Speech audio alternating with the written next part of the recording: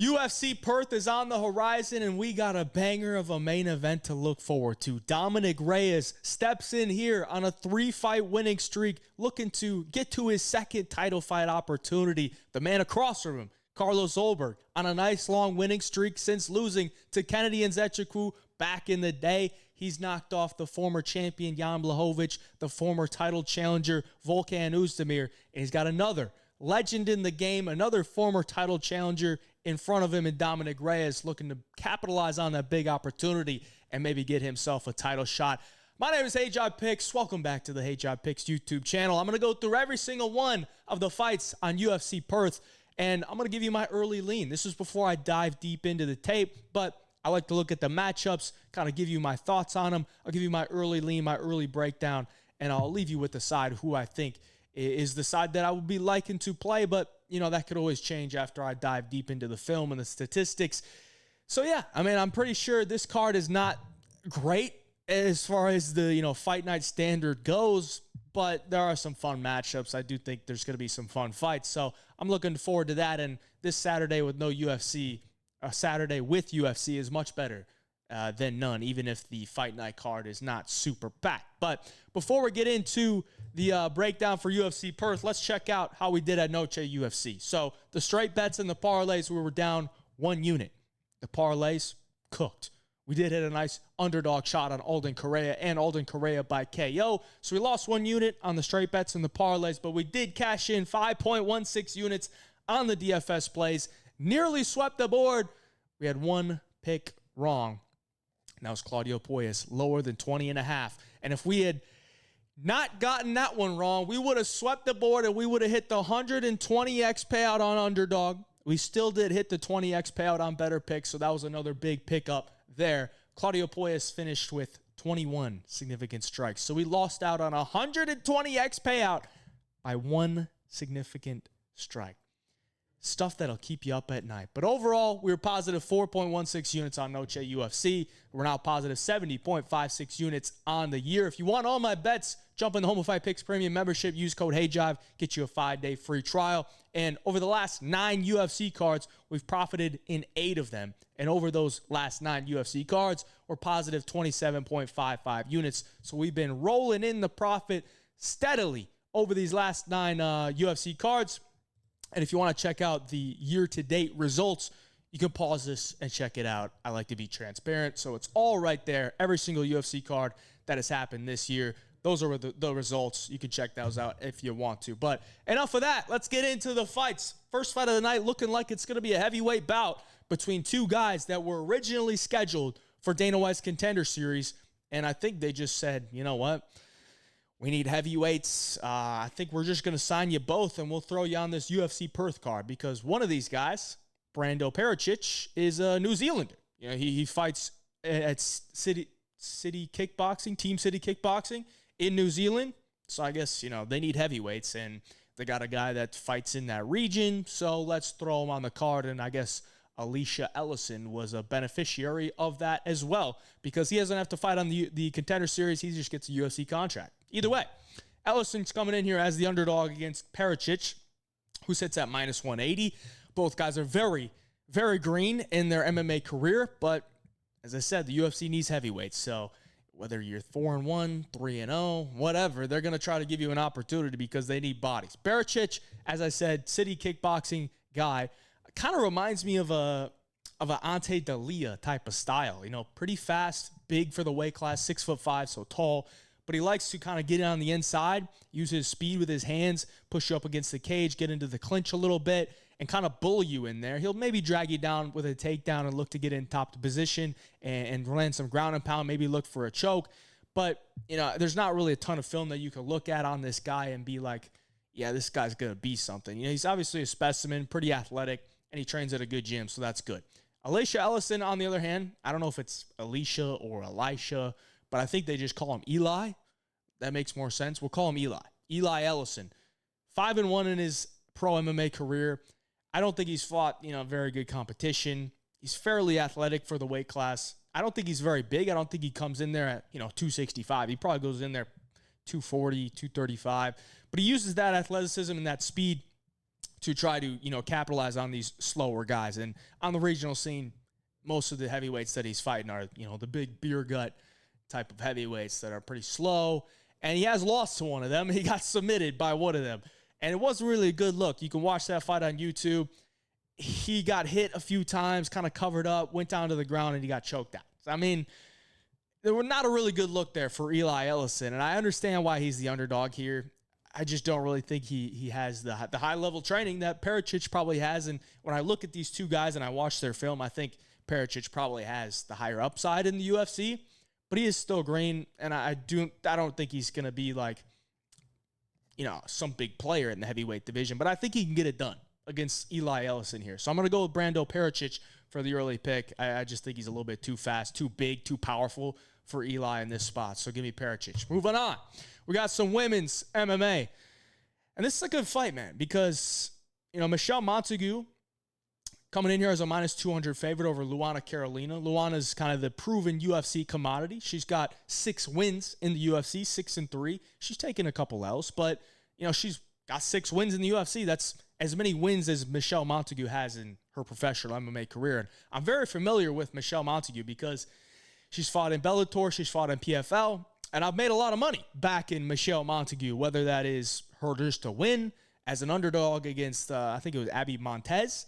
Bet on her there. I bet on the unders in a lot of her fights, and she's got 6 submission wins, all by rear naked choke, which is pretty crazy.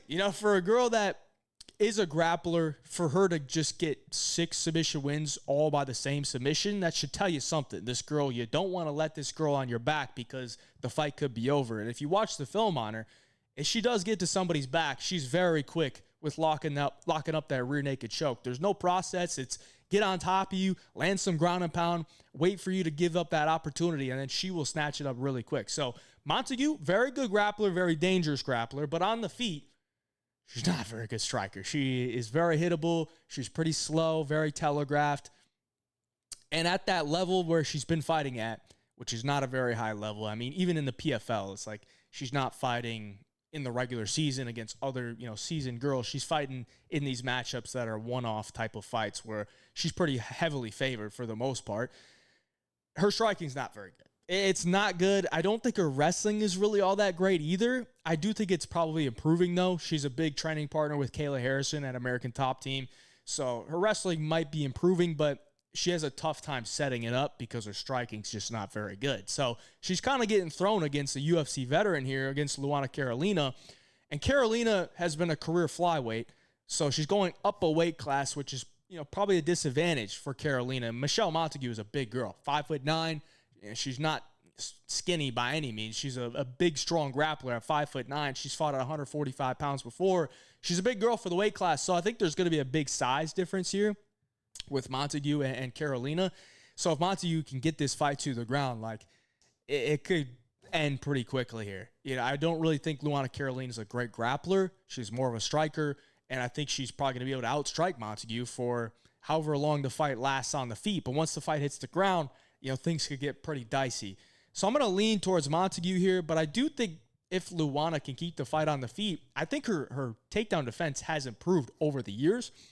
If her takedown defense holds up, she could run away with this because I think she's the way better striker. But on the ground, I think Montague's the way better grappler. So this is a grappler versus striker matchup. Could be super binary. I'm going to lean towards Montague because I do think she's tough. I don't think she's a lot more bigger. She's going to be a lot more physical in this matchup. And in women's MMA, physicality does mean a lot. So if she can get the fight to the ground once, it could be over. It could be over. That rear naked choke is nasty. So give me Montague for the early pick here. Making her UFC debut, though, it's a little bit tough. At the price, it's, I'd probably look more for a submission prop or something like that. But give me Montague for the early pick. Moving on, we got a lightweight bout. We got Rolando Bedoya coming in here at a near pick against Jamie Mullarkey. And this is a disgusting matchup. Disgusting, man. Jamie Mullarkey, there's a lot of faults with Jamie Mullarkey, man. Number one, sorry for the burp. Number one would be his chin. It's a terrible chin. It's up there with, one of the worst on the active UFC roster. This guy is getting chinned by everybody. Rolando Bedoya, though, what can you say about him that's good? I guess maybe he's got a better chin. than Jamie Mullarkey, but he hasn't really shown me anything in the UFC to where, you know, I'm looking at this guy and I'm thinking he's going to be something. He's 0-3, so he's probably got his back up against the wall. This is probably the last fight on his contract. Even if he beats Jamie Mullarkey, like, are they really going to keep him around? I guess maybe if he knocks him out in like spectacular fashion, maybe he could. Maybe he could get another UFC contract, but he's a shoot the box guy from Peru. So, I mean, you know, he's got that Peruvian chin, I can tell you that. Cardio's decent, but it does tend to slow down, you know, as the fight goes on. He's not going to gas out, though. His striking is just so loopy. It's a lot of hooks. I don't really think he has much power. I don't think his grappling is all that great either. So, I mean, you know, Bedoya is like, I think he's the way worse fighter than Jamie Mullarkey. It's just that Jamie Mullarkey has a terrible chin. So, I mean, if Bedoya can hit him with one clean hook, like, the fight could be over. So, I'm still going to lean with Jamie Mullarkey for the pick, man. I do think he's just way more skilled. Like, I think his striking is solid. I think his wrestling is solid if he wants to get that going. So I'm going to take Jamie Mullarkey, man. This is just a disgusting matchup, but I'm going to lean towards Jamie Mullarkey getting this one done. He's been KO'd 6 times. Holy shit, dude. Holy shit. 6 times. It might be over. It might be over for Jamie Mullarkey. I mean, he could have just nothing left in that chin, but I'm still going to take him for the early pick because I just don't think Bedoya is that good. Let's move on. Bantamweight bout here, we got Colby Thicknesse taking on Josias Musasa. Both guys coming off the first loss of their MMA career. Musasa's not 2-0. Sorry, boys. Graphic guy. Sorry. He's not 2-0. He's 0-1 in the UFC, actually. So that's probably, I don't know, there's probably some error there from the graphics guy. Sorry about that, boys. But we got Josias Musasa coming in off the loss to Carlos Vera. Was a massive favorite. A massive favorite at the Apex. He goes in there against Carlos Vera. Carlos Vera's, you know, skirting around the outside. Musasa's kind of having a tough time tracking him down. Then he gets caught with a head kick. Gets dropped. Gets put in a rear naked choke. That's it. Fight's over. Musasa on the Dana White Contender Series, though, was looked at as a, you know, interesting prospect because he's extremely athletic. His takedown defense looked very good against a Georgian fighter. Not really a Georgian wrestler, but a Georgian fighter who's more of a kickboxer, but can still wrestle. A Georgian fighter that's pretty good. And he stuffed his takedowns, outstruck him. His boxing looked clean. His hips looked insane. And when I say that, I mean his takedown defense looked good with his hips, like just very strong hips. Colby Thicknesse, though, on the other hand, made his UFC debut against Toporia's brother, Alexandre Topuria, I think his name is. And he didn't really get smoked, but, you know, he lost pretty clearly. And I didn't really think Colby did much in that fight to give himself a chance. Like, I don't even know if he had a chance, to be honest, because Topuria just looked so much faster on the feet. His hands look way more powerful. His striking looked way better. And Toporia's grappling is good. And Colby Thicknesse is kind of more of a grappling guy. So, I mean, it's not really like Colby's going to be able to get, you know, takedowns on Topuria and put him through a ringer on the ground. He just was kind of just outmatched in that one. And I think he could be outmatched here against Musasa. But Musasa does not have the grappling that Topuria does. You know, I think he's probably going to be able to stuff most of the takedowns from Colby. But, you know, if the fight does hit the ground, I think Colby's going to be a much better grappler on the ground. I think Musasa's got to come into this fight like the ground is lava. We cannot be on the ground. But if he does hit the ground, you know, Colby could have some success. On the feet, I don't think Colby's like a terrible striker. I just don't really think he possesses a lot of different tools to where these guys have to respect him. And that was pretty evident in that Topuria fight. Colby was kind of just throwing these little leg kicks out there, these little rabbit 1-2s that weren't really doing much. So there's no respect given from Topuria in that matchup. And I think Musasa's power is going to be playing a big factor here against Colby. You know, if he hits Colby with one clean shot, I think Colby's going to feel that. He might start to panic a little bit or might just get a little bit gun shy. So I'm going to lean towards Musasa here. You know, Musasa was a good prospect, you know, coming into the UFC, and I think he could bounce back here with a win over Colby. So give me Musasa for the early pick. Got to watch some more film, though, because, you know, Colby's a kind of a wild card to me. You know, training partner with Volk. He kind of had some hype. And I don't think he's a terrible fighter, but I will look at his more previous fights before the Topuria fight. If I see something, you know, that I like more, maybe I could get to him. But give me Musasa here for the early pick. Andre Petroski taking on Cam Rowston. We got the Battle Giraffe. Cam Rowston coming in here off the Dana White Contender Series maybe a month ago, maybe about a month ago. I think about maybe 3 or 4 weeks ago.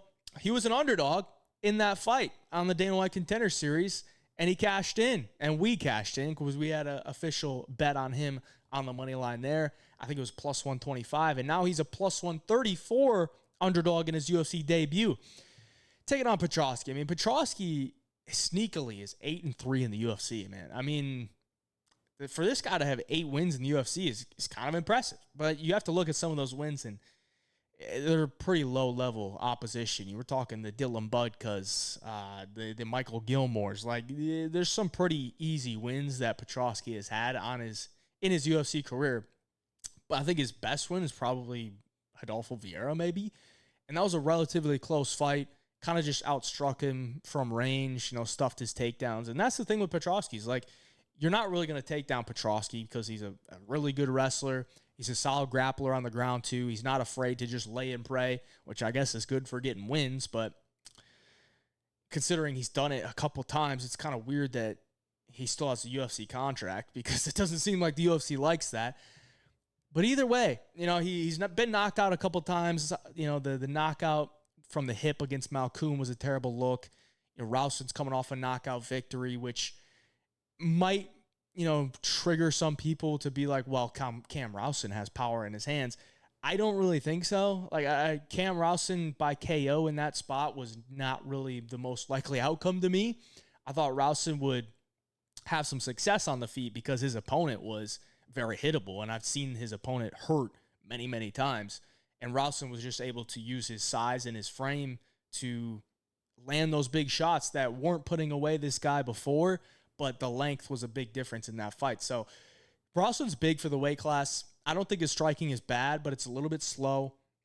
His grappling is kind of how he's been winning fights before that Dana White Contender Series fight. So is he going to out-grapple Petroski? Like, I feel like that's a tough ask. But the thing with Rowston is he's got good cardio. He's got pretty good takedowns offensively. He's got solid takedown defense. He's got good scrambles. His striking is solid. Like, I do think he could beat Petroski. I don't think it's a matchup where, this veteran comes in here and just smokes Cam Rowston. Rowston's also a city kickboxing guy, trains with good guys. So I'm going to lean towards Rowston here, man. I don't really think Petroski has great UFC wins. I don't know. I know that he usually comes in with good game plans, which I like. But what's the game plan to beat Rowston? Is it to go out there and out-wrestle him? Torres Finney did that, sure. But is he going to out-wrestle Cam Rowston? I think he probably could. But at that point, I feel like it's probably going to be competitive. So I'm going to lean towards Cam Rowston because I think he's probably got, the grappling to deal with Petroski, and I think he might be able to outstrike him on the feet. So give me Rowston for the early pick here. Moving on to the welterweight fight, we got Jonathan Micallef taking on Oban Elliott. And Oban's coming off a terrible loss to Seok Hyun Ko, where he was a massive favorite and got completely dominated. It was an eye-opener because Oban Elliott, with his big-ass fucking head, good Lord, look at that thing. Look at his head compared to Micallef's. I mean, good Lord, what a dome. The wideness. Jesus, that's a dome and a half. That fight was terrible. And then you look at his UFC wins, and they don't really look that good. We're talking Val Woodburn. I mean, Preston Parsons, not a bad win. And then Basil Hafez, Hafez has kind of been on a down slope since he had that fight with Jack Della Maddalena. Was it the roids? Probably, but we'll never know. So, I mean, you look at his UFC wins, and you can, I don't want to say dismiss them, but take them into context. And then he's getting blown out of the water by Seok Hyun Ko, who, I don't know if he's that amazing, but he's solid. And Micallef comes into the UFC debut against Kevin Jousset as an underdog, and he goes out there and 30-27's Kevin Jousset. Drops him a couple times with the nasty head kick. I mean, this guy looked good. He looked really good in his UFC debut, and he looked like his striking had improved volumes. This guy was mostly a grappler on his regional tape, and when he fought on the Contender Series, I bet on him there, and he got the submission win in round 1, and it was mostly grappling. And then for him to come in against Jousset, who's, a kickboxer from City Kickboxing, and just kickbox with him, like, I was impressed that he was able to do that and do it so dominantly. So I do think Micallef, it could come in here and beat Oban Elliott. He's a very slight underdog here, which is obviously, I'm not saying anything crazy, saying that he could beat Oban Elliott. But I think he could mix in the grappling if he can strike with Oban. Like, Oban, I don't think is some great striker. Like, this guy's been hurt many times. His Contender Series fight, he was on death's door. And I think Micallef is like a physical specimen who's improving his skills at 26 years of age. I think he could beat Oban. So give me Jonathan Micallef for the early pick. Got to watch some more film because I don't want to just sell Oban at this point because he's coming off a loss. I always want to be wary of that when a guy goes from a huge favorite to near a pick'em, because maybe you're just buying into this guy sucks, but I'll watch the film and check the boxes. But for now, I'm going to lean towards Jonathan Micallef for the early pick. More women's MMA. We got Loma Lookboonmee taking on Alexa Thainara. And Alexa Thainara was a girl I had my eye on because in the Dana White Contender Series fight, I bet on her as an underdog, and then the line completely flipped. I think she was like a minus 160 favorite in that fight, and she dominated it for 15 minutes. Clearly won a 30-27 decision against, the LFA champion at the time. She comes into the UFC, fights Molly McCann. I'm all over the Thainara sub. She gets it done. So I got to made some good money on Alexa Thainara, but here she is against Loma Lookboonmee.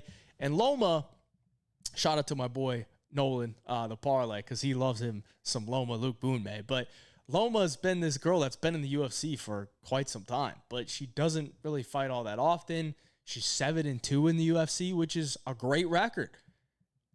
If she was more active, she could probably make her way towards the rankings, but she's just not very active. She's a girl that trains at Bang Tao Muay Thai, I believe, in Thailand, and that's a good camp, man. A good camp. Those guys have been training Zhang Wei Li a lot with her wrestling, getting these Asian strikers primed to deal with MMA wrestling and even implement it as an offensive weapon. And she's kind of done that over her past few fights. I think her offensive wrestling and defensive wrestling has looked a lot better than it has earlier on in her UFC career. So she's made a lot of improvemements. The problem is she's 5'1" with a 61.5-inch reach. And she's just a very small strawweight. Very strong, very small, but she's fast, and she is fairly strong for her size. Thainara, on the other hand, she's a lesbian Brazilian, man. I don't see a neck tap, but she's a lesbian Brazilian who is extremely physical, has a really good ground game. Her striking is good as well. She's got 15 minutes of cardio. Like, she's just going to be a tough out. And I think Thainara probably does a little bit better in this fight to get her hand raised. That's the way I see it. Like, Loma she's a good fighter, but does she run away with fights? Not really. She's usually fairly competitive. I don't think her wrestling's going to be smothering, Thainara. And if anything, I think Thainara might be able to smother Loma Lookboonmee here with her grappling, because her grappling is very physical, very strong, and her jiu-jitsu is pretty good. So I'm going to lean towards Alexa Thainara to get this one done. I just think she's too big, too fast, too skilled for the undersized Loma Lookboonmee, who's just not as active as Thainara either. So give me Thainara. Moving on, we get to the light heavyweight bout. We got Rodolfo Bellato taking on Navajo Stirling. Very interested to see this one because, Bellato's coming off the no contest against Paul Craig, where there was some controversy as to if this guy was actually knocked out from that upkick. And I don't even know if it's controversy because it looked to me like he was selling it. I haven't heard an official statement from Bellato about that, but I'd be interested to hear what he has to say or whatever, cope he could come up with. But terrible look there, getting upkicked by Paul Craig, and then everything that happened after that, faking the knockout, or if he did, whatever. He's the underdog here against Navajo Stirling, and Navajo had a lot of hype after the Contender Series fight, knocked the dude out with a beautiful left hook, and then he fights Tokos, goes to decision. People are down on him. Fights Ivan Erslan, goes to decision, but, pretty much 30-27s him. I think there was a 29-26 or something like that. I think there might have been a 10-8 in round 3. Nearly finished the guy in round 3. City kickboxing guy, again, there's going to be a ton of city kickboxing guys on this card, but very big for the weight class, very athletic, striking is clean, and I think he's probably just way too clean for Bellato. I mean, Bellato has a lot of heart, but he's extremely hittable on the feet. He walks through punches, and he needs to make it dirty. So, is there a chance that Bellato makes this dirty and is just able to overcome the skill gap on the feet? Yeah.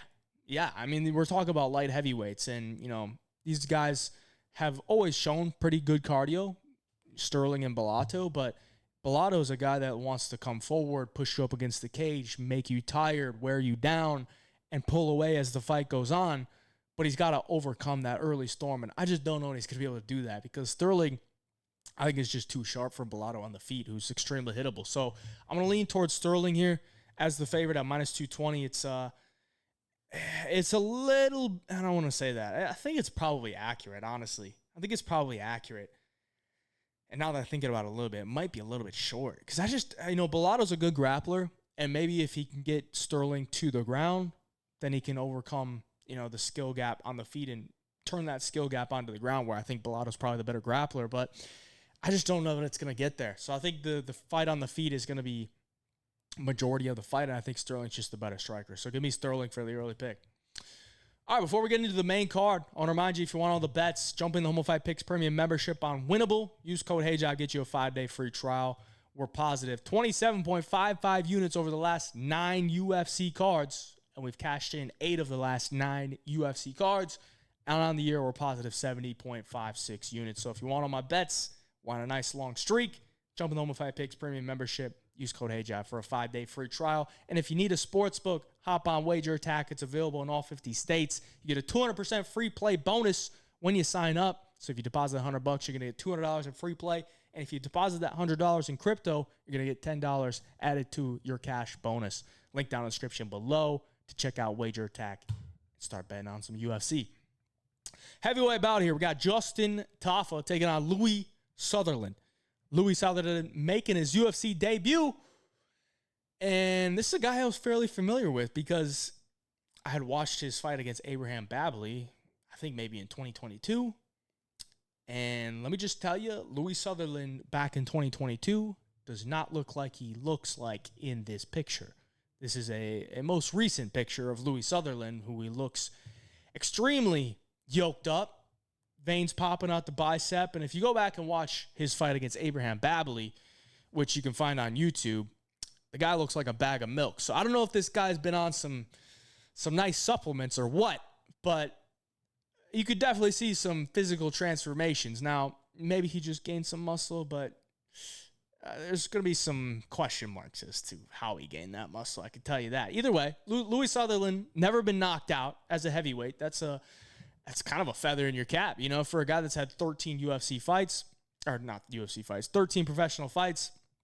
Guy's never been knocked out. He's been to a decision 3 times, or lost a decision 3 times, won a couple as well. So, I don't think this guy's cardio is bad. I think this guy is fairly durable, but he's a pretty stiff striker. And if you're putting on more muscle, you're going to only be more stiff. I don't think he's like some amazing fighter. I can tell you that. But he's big, and he's going to be a lot bigger than Justin Tafa. Justin Tafa, if you know me, I've never been a Tafa brothers guy. There's all these, I don't even want to call them like just kind of weirdos, like Tafa bros. These guys hit so hard. These guys are different, bro. They suck. Like, they literally suck. So Justin Tafa coming in here as a favorite over Louis Sutherland. Right off the bat, I'm like, red flags. Justin Tafa's a favorite in a UFC fight. But I do think Justin Tafa's probably going to be a lot faster, probably going to be a lot cleaner with his striking on the feet. And I could see him cracking Louis. Early. But as the fight goes on, I think Louis, being the bigger, stronger, I don't want to say stronger, but he looks stronger, bigger guy, I think could wear on Justin Tafa because, Louis not exactly going out there in fights and like just striking with you. He'll mix in some cage push. He'll mix in some clinch work. He'll try to get you down to the ground. But on the feet, I think Justin's going to be way faster. So I could see Justin Tafa knocking him out, even though he's never been knocked out. But I do think as the fight progresses, Louis Sutherland can kind of take this fight over with his physicality, with his pace, and kind of a more diverse weapon arsenal in MMA, with the cage push, with the clinch, with the takedowns. So I'm going to take Louis Sutherland here. I'm going to take Louis Sutherland for the early pick. I wouldn't be shocked if Tafa knocked him out, though, because, as I said, I think he's probably going to be a little bit cleaner, a little bit faster, but I'm going to lean towards Louis Sutherland for the early pick. I got to watch some more film on Louis. I watched a couple of his fights, more recent fights, just to see how he's been fighting compared to when I watched him a couple years ago. But from what I saw, like, I think he could give Justin Tafa some problems. So give me Louis Sutherland for the early pick. Not a light heavyweight bout. This is a lightweight bout. Charlie Campbell comes in against Tom Nolan. This is going to be a good fight. I like this fight. Charlie Campbell, 9-2 in his professional MMA career. Lost on the Contender Series to Chris Duncan, but comes into the UFC, knocks out Alex Reyes, and goes to decision with Trevor Peek. So he's 2-0 in the UFC, and he's looked pretty good in his 2 UFC fights. Now, Tom Nolan made his UFC debut against Nicholas Mota, and he got knocked the fuck out as a big favorite. And since then, they've matched him up pretty lightly. You know, they gave him Alex Reyes as well. Who else did they give him? I forget who else they gave him. But they gave him Vyacheslav Borshev before that. So, I mean, you know, I don't really rate his wins either. I think both guys' UFC wins are pretty bad. But, you know, you can see the talent that they have. Tom Nolan's obviously huge for the weight class, 6'3", tall, lengthy southpaw. You know, good left hand down the middle, really solid kicks from the outside. Charlie Campbell, I think, is a solid. Has he a solid boxing? I don't really think it's like some amazing boxing, but for MMA, I think it's pretty good. His takedown defense looks solid. You know, I think this fight probably plays out mostly on the feet. And Tom Nolan actually used some grappling in his last fight against Borshev, which I don't want to say told me a lot, but, you know, for Tom Nolan to be mostly a striker and then go in there against another striker and grapple him up, it's kind of like, you know, this guy might not be too confident in his striking, but, you know, it's Borshev, and Borshev is a good striker. So, I mean, if he's going and taking down Borshev, who doesn't have good takedown defense, like, you might just chalk that up to good fight IQ. So that might be a positive for Tom Nolan. Coming into this one, man, I think, you know, Tom Nolan's obviously the hometown guy or the countryman guy in this one from Australia. Charlie Campbell going into enemy territory. I think Charlie can give Tom Nolan some problems in the boxing department because Tom kind of needs to be at range to, you know, feel you out with his kicks. He did land some nice elbows, though, in his last fight that I think Charlie Campbell could be, you know, susceptible to. I just think it's going to be a firefight. I think it's going to be a firefight, and I think Charlie, I don't want to say he's more durable, but I think his hands in the pocket could be the ones that lands the devastating shots. So I'm going to lean towards Charlie Campbell here. Definitely got to watch some more film. You know, Tom is the younger guy, the taller guy. But I think Charlie's a solid fighter, man. I don't really think he's going to come in here and just lay down to Tom Nolan. So give me Charlie Campbell for the early pick. Welterweight bout, we got Neil Magny, the winningest welterweight in UFC history, taking on Jake Matthews, coming in at minus 515. Wow. Considering we got Jake Matthews as an underdog in his last fight to Chidi and Jokawani, seeing minus 515 is, I don't want to say shocking, but it feels rich. Feels a little bit rich. And Neil Magny's coming off a win to Lezo Zaleski dos Santos, a fight where I picked him to win in that fight against Easy D as an underdog as well. So both guys were underdogs in their last fight, and one guy's a minus 515 favorite. Now, I understand why, right? You know, Jake Matthews, 31 years of age, 7 years younger, definitely doesn't have the mileage that Neil Magny does. And, you know, I think his career trajectory is probably the best that it's looked in quite some time. You know, Jake Matthews has been rattling off wins, and Neil Magny's kind of been having poor performances, but finding wins here and there. So, I mean, he's kind of up and down. But I don't think he's, you know, completely washed. I just think he's a bit fragile at this point in time. And, you know, when you're fighting the Michael Moraleses and the Carlos Pratises of the world, it's pretty easy to look fragile. So you got to give him a little bit of grace in that spot. But, you know, the thing with Neil Magny is he's going to be a lot bigger and a lot longer than a lot of these guys. And he's solid on the ground as well. So, I mean, like, I don't really think Neil Magny's out of this fight. But I do think Jake Matthews' boxing is going to give Neil Magny some real problems, man. Some real problems. Like, Neil Magny's striking has looked terrible, honestly. It has honestly looked so bad. It doesn't look like he sees anything coming.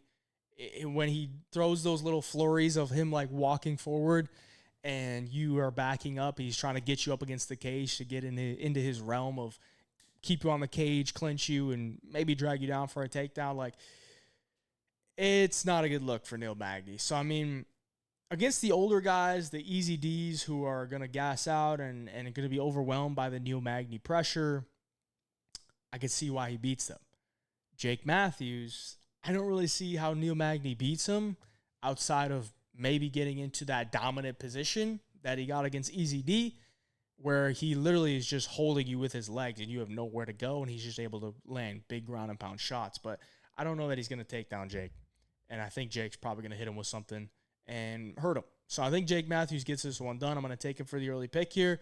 I'm not going to buy too deep into that Neil Magny win against Easy D, which was, a fight that I kind of saw coming.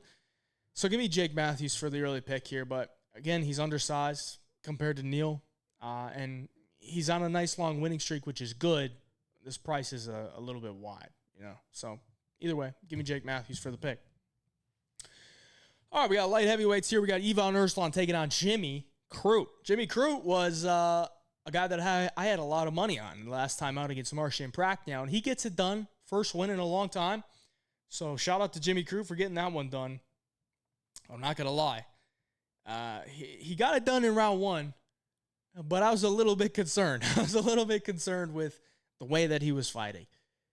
And going into this matchup against Ivan Erslan, Ivan's 0-2 in the UFC. He's not 9-4. Graphics guy. He's not 9-4. He's 0-2 in the UFC. Okay? And he's had a couple tough matchups, man. Iwan Kudalaba, it's not an easy fight. Navajo Stirling, not an easy fight. Like, I got to give him some grace here. And I think on the feet, Ivan Erslan's just way better. I think he's way better. Way better boxer. I think his hands are way cleaner than Jimmy. I think his defense is cleaner than Jimmy's. But if this fight hits the ground, that's where Jimmy's going to have, his success. And how much success is he going to have? Because I think it took like 2 or 3 submission attempts for him to submit Martian Pracknow. And Pracknow's terrible on the ground. And Erslan, went the distance with Kudalaba. And I know Kudalaba's not like some submission ace on the ground, but he was able to battle through positions, maybe even get into top position as well against Kudalaba. So I'm not counting out Erslan in this fight, man. I'm not at all. I think he has some upside to knock out Jimmy Crute early, who is extremely hittable, does not have good striking defense. But if this fight hits the ground, I think Jimmy can start to get to work. Jimmy also has, decent power in his hands as well. He could definitely hurt Erslan. I'm going to lean towards Erslan here as the underdog because I think he's 0-2 in the UFC. He's probably on the last fight on his contract. He's had a couple of tough matchups, and Jimmy's coming off a win against a guy that shouldn't even be in the UFC. So I'm going to lean towards Erslan here as the underdog at plus 150. Give me Erslan for the early pick here. I think he's just a better striker. I think he could stuff some takedowns. And if he does get taken down, I don't think he's a fish out of water. I don't think he's just going to get subbed on the ground or anything. So give me Erslan for the early pick. All right, the co-main event. I guess this is the co-main event, which is kind of wild. But Ramon Taveras coming in here as the plus 240 dog against Jack Jenkins, sitting at minus 280. Jack Jenkins coming off the loss to Gabriel Santos last time the UFC was in Australia. And we cashed in. We had Gabriel Santos by submission. He gets it done in the third round. And that was a fight where Jack Jenkins definitely had his moments. But for the most part, the grappling hole was the biggest hole. And Gabriel Santos filled that hole. And he got that done. So he's coming off a loss. Ramon Taveras coming off a loss to Davey Grant last December, where he got Davey Granted. He got veteran lesson from the old Davey Grant, skirting around the outside, kicking him, landing some good shots, and outstruck him for the fight and won the fight. So Ramon Taveras coming off his loss, and he's going up a weight class here, which is interesting because I don't really think Ramon is some huge bantamweight, but he's going to be a little bit bigger than Jack Jenkins. He's 5'8", 70-inch reach, so maybe 145 is the right weight class for Ramon. And I do think Ramon is going to have, his opportunities to have success in this fight, especially if it's on the feet. I think Jack is a solid wrestler. I don't think he's a very good grappler, but I think he can land takedowns here against Taveras. I think he's going to be able to strike with Taveras. I think he's probably going to be able to land a lot of big leg kicks. That's a big thing for Jack. I think Jack's boxing is decent, But the thing with Jack is he doesn't really use a lot of footwork, so he's there to be hit. And that's just the complete opposite from when Ramon Taveras just faced with Davy Grant. Davy Grant uses a ton of footwork, so he's very hard to hit. But Taveras is, a boxer who's fairly flat-footed, wants to stand in the pocket with you and trade. And Jack Jenkins is kind of willing to oblige. So is Jack Jenkins going to just run away with this fight? I feel like I just don't really see that happening. I think Taveras could definitely strike with Jack Jenkins as long as he doesn't take too many leg kicks. On the ground, I think Jack can get some wrestling going here, maybe top time him, to win minutes in the fight. So I do think Jack Jenkins should be the favorite here. What I'm trying to say is Jack Jenkins' style kind of gives Taveras opportunities in this fight because he's willing to stand in front of you and land punches and take punches as well. So Taveras definitely has a chance here, but I'm going to take Jack Jenkins because I think he's probably got more ways to win. So I'm going to take Jack Jenkins for the early pick. Moving on to the main event. Please, if you hit the like button for me if you have not already before we hop into this main event, it would mean a lot to me. Hit the subscription button if you're not already subscribed. Appreciate y'all for watching as always. And let's get these likes up to 500 likes. How about that? Please, be doing me a great favor. Dominic Reyes coming in here as a plus 190 dog, taking on Carlos Ulberg, sitting on minus 225. Dominic Reyes, 3 wins in a row, but let's take a look at those wins. Okay, Dustin Jacoby, round 1 KO.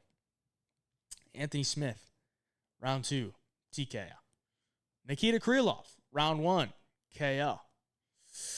What have those guys done since then? I mean, Jacoby, not falling off. Jacoby's looking okay.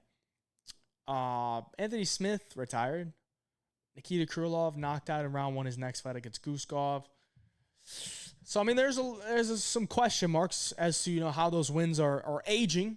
But either way, he went in there and did exactly what he needed to do. Knocked him out. Knocked them all out. Carlos Ulberg coming off the win against Jan Blachowicz, where some people think he lost to Jan Blachowicz. I don't really see it that way, but I think it was a fairly competitive fight. Fight before that, Volkan Oezdemir.